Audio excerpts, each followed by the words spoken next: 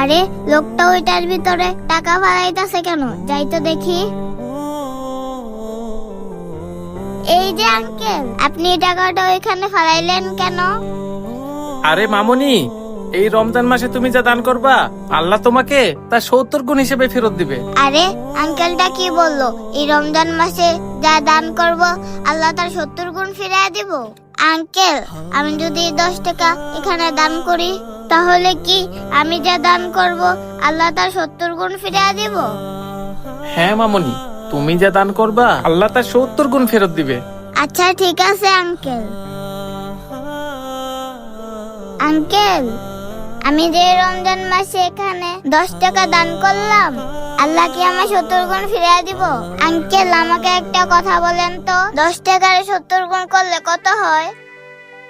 কেন মামুনি, 10 টাকার 70 গুণ করলে 700 টাকা হয়। কি আঙ্কেল, আপনি সত্যি বলতেছেন? 10 টাকার 70 গুণ করলে 700 টাকা হয়? হ্যাঁ মামুনি। আচ্ছা মামুনি, তুমি আমাকে বলো তো, তুমি 700 টাকা দিয়ে কি করবা? আঙ্কেল, আমার মা না কাঁচা মরিচ আর পান্তা দিয়ে সেহরি খেয়ে রোজা রাখে।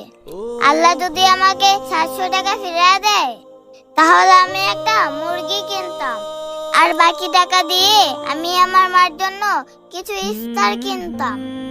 হায় আল্লাহ, আমি যে মেয়েটাকে বললাম রমজান মাসে দান করলে আল্লাহ তার 70 গুণ হিসেবে ফিরাইয়া দেয়, আর এটা তো দিবে পরকালে।